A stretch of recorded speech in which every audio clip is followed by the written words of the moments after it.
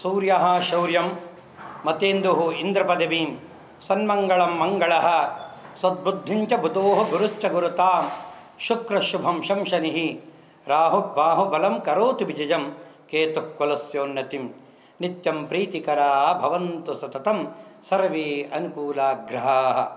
ಸಮಸ್ತ ವೀಕ್ಷಕ ಬಂಧುಗಳೇ, ನಿಮಗೆಲ್ಲ ಮಕರ ಸಂಕ್ರಾಂತಿಯ ಶುಭಾಶಯಗಳು. ಇವತ್ತಾಗಲೇ ಪ್ರಾತಃ ಕಾಲದಿಂದ ನೆವಲ ಎದ್ದು ಶಿರಸ್ನಾನವನ್ನು ಮಾಡಿ ನೂತನ ವಸ್ತ್ರಧಾರಣೆಯ ಬಟ್ಟೆಗಳನ್ನು ಧರಿಸಿದ್ದೀರಾ, ಮತ್ತು ಹಿರಿಯರಿಗೆ ನಮಸ್ಕಾರವನ್ನು ಮಾಡಿದ್ದೀರಾ, ಗೋಪೂಜೆಗಳನ್ನು ಮಾಡಿದ್ದೀರಾ, ಎಳ್ಳು ಬೆಲ್ಲವನ್ನು ತಿಂದಿದ್ದೀರಾ. ಆದ್ದರಿಂದ ಮಕರ ಸಂಕ್ರಾಂತಿ ಅಂದರೆ ಏನು ಅನ್ನೋದು ನೀವು ತಿಳ್ಕೊಳ್ಬೇಕು. ಸೂರ್ಯನು ಮಕರ ರಾಶಿಯನ್ನು ಪ್ರವೇಶ ಮಾಡುವಂಥ ಮಹಾಪುಣ್ಯ ಕಾಲವನ್ನು ಮಕರ ಸಂಕ್ರಾಂತಿ ಅಂತಾರೆ. ಇದು ಬಹಳ ವಿಶೇಷವಾದಂಥ ಪರ್ವಕಾಲ. ನಮ್ಮಲ್ಲಿ ಉತ್ತರಾಯಣ ದಕ್ಷಿಣಾಯನ ಅಂತ ಎರಡು, ಯಾನ ಅಂದರೆ ಸಂಚಾರ ಅಂತ, ರಥ ಸಂಚಾರ ಪಥವನ್ನು ಬದಲಾಯಿಸುವುದು.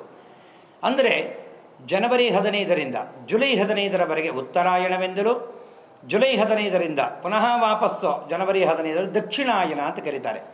ಉತ್ತರಾಯಣ ದೇವತೆಗಳಿಗೆ ಹಗಲು, ದಕ್ಷಿಣಾಯಣ ದೇವತೆಗಳಿಗೆ ರಾತ್ರಿ ಅಂತ ಕರೀತಾರೆ.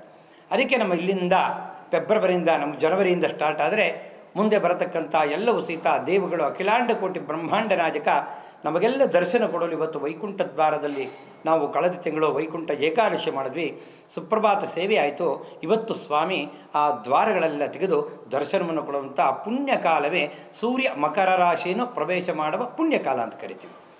ಇಲ್ಲಿಂದ ಇವತ್ತು ದೇವತೆಗಳಿಗೆಲ್ಲರಿಗೂ ಸಹಿತ ಸನಕ ಸನಂದನರು ಎಲ್ಲ ದೇವತೆಗಳು ದೇವಸ್ಥಾನದ ಮುಂಭಾಗದಲ್ಲಿ ವೈಕುಂಠ ದ್ವಾರದಲ್ಲಿ ವಿಷ್ಣು ಸಹಸ್ರನಾಮವನ್ನು ಹೇಳ್ತಾ ಜ್ಯೋತಿಯನ್ನು ಬೆಳಗಿ ಮಹಾವಿಷ್ಣುವನ್ನು ಪ್ರಾರ್ಥನೆ ಮಾಡ್ತಾರಂತೆ. ಅಂಥ ಪುಣ್ಯಕಾಲವೇ ಮಕರ ಸಂಕ್ರಾಂತಿ. ಭೂಲೋಕದಲ್ಲಿ ಅದರ ಹಬ್ಬವನ್ನು ನಾವು ಆಚರಿಸ್ತಾ ಮಾಡ್ತಾ ಇದ್ದೀವಿ. ಧಾನ್ಯದ ರಾಶಿಗಳನ್ನ ರೈತರು ಒಕ್ಕಡೆ ಒಂದು ಗೋಪುರವನ್ನು ಮಾಡಿ ಅದಕ್ಕೆ ಪೂಜಾದಿಗಳನ್ನು ಮಾಡಿ ಎಲ್ಲವನ್ನು ಕಬ್ಬುಗಳ ಜಲ್ಲೆಗಳಿಂದ ಅಲಂಕಾರ ಮಾಡಿ ಬೆಲ್ಲ ಎಳ್ಳುಗಳನ್ನ ವಿತರಣೆ ಮಾಡಿದರೆ ನಮಗೆಲ್ಲರೂ ಸುಖ ದುಃಖವನ್ನು ಸಮನಾಗಿ ತೆಗೆದುಕೊಳ್ಳುವಂತೆ ಎಳ್ಳು ಬೆಲ್ಲವನ್ನೂ ಸಹಿತ ನಾವು ಇಲ್ಲಿ ಹಂಚಿ ಶುಭ ಸಂತೋಷದಿಂದ ಮಾತಾಡ್ತೇವೆ.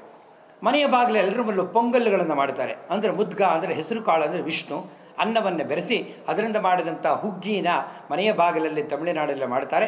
ನಮ್ಮ ಕಡೆಯೆಲ್ಲ ಪೊಂಗಲನ್ನು ಮಾಡಿ ಎಲ್ಲ ಹಂಚಿ ಒಬ್ಬಟ್ಟಿನ ಊಟವನ್ನು ಮಾಡಿ ಸಂಭ್ರಮದಿಂದ ಹೆಂಗಸರುಗಳು ಮಕ್ಕಳುಗಳು ನೂತನ ವಸ್ತ್ರಧಾರೆಗಳನ್ನು ಉಟ್ಟು ಸೀರೆ ಬಟ್ಟೆಗಳನ್ನು ಅಲಂಕಾರ ಮಾಡಿಕೊಂಡು ಸಾಯಂಕಾಲ ಗೋಧೂಳ ಲಗ್ನದಲ್ಲಿ ಪ್ರತಿ ಮನೆಗೆ ಹೋಗಿ ಎಳ್ಳುಗಳನ್ನು ಬೀರುವ ಸಂಪ್ರದಾಯ ನಡೆದು ಬಂದಿದೆ. ಜೊತೆಗೆ ನಮಗೆ ಆ ಒಂದು ಕಾಲಗಳಲ್ಲಿ ಸಾಯಂಕಾಲ ಮನೆಯ ಗಂಡಸರುಗಳು ಯಾರ ರೈತರುಗಳಿರ್ತಾರೆ, ಜಾನುವಾರುಗಳು ಎಲ್ಲವೂ ಇರುತ್ತವೆ, ಅದನ್ನು ಅಲಂಕಾರ ಮಾಡಿ ಗೋಪೂಜೆಗಳನ್ನು ಮಾಡಿ ಅವರನ್ನು ಕಿಚ್ಚಾಯಿಸುವುದು ಅಂತ ಕರೀತಾರೆ. ಹುಲ್ಲುಗಳನ್ನು ಹಾಕಿ ಅಗ್ನಿ ಸ್ಪರ್ಶವನ್ನು ಮಾಡಿ ಅದರಿಂದ ಅವರು ಆ ಗೋವುಗಳನ್ನು ಅದರ ಮೇಲೆ ಕಿಚ್ಚಾಯಿಸಿ ದೃಷ್ಟಿ ಪರಿಹಾರ ಮಾಡ್ತಾರೆ. ಚಿಕ್ಕ ಮಕ್ಕಳಿಗೆ ಎಲಚಿ ಹಳ್ಳನ್ನು ತಂದು ದೃಷ್ಟಿಗೆ ಆರತಿಯನ್ನು ಮಾಡ್ತಾರೆ. ಹೀಗೆ ಅನೇಕ ಸಂಪ್ರದಾಯವು ಇದರಲ್ಲಿ ನಡ್ಕೊಂಡು ಬಂದಿದೆ. ಇದೇ ರೀತಿ ಸೂರ್ಯ ಮಕರ ರಾಶಿ ಪ್ರವೇಶ ಮಾಡುವ ಪರ್ವಕಾಲವನ್ನು ಬೆಳಗ್ಗೆ 6 ಗಂಟೆಯಿಂದ ಹಿಡಿದು ಸಾಯಂಕಾಲದವರೆಗೂ ಸಹಿತ ಮಹಾಪರ್ವಕಾಲ ಅಂತಾರೆ.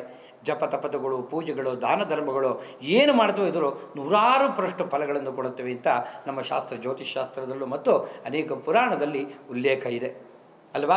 ಇಂಥ ಶುಭ ದಿನ ಶ್ರೀರಂಗಪಟ್ಟಣದ ರಂಗನಾಥ ಸ್ವಾಮಿಗೆ ಮಹಾಮಜ್ಜನ 80 kg ಬೆಣ್ಣೆಯಿಂದ ಅಲಂಕೃತವಾದಂಥ ಬೆಣ್ಣೆ ಅಲಂಕಾರವನ್ನು ಮಾಡಿ ಲಕ್ಷ ದೀಪೋತ್ಸವ ಕಾರ್ಯವ ಬಹಳ ವಿಜೃಂಭಣೆಯಿಂದ ನಡೆಯುತ್ತೆ. ಅಂಥ ಶುಭ ದಿನ ನಮಗೆಲ್ಲರಿಗೂ ಒಳ್ಳೆಯದಾಗಬೇಕು.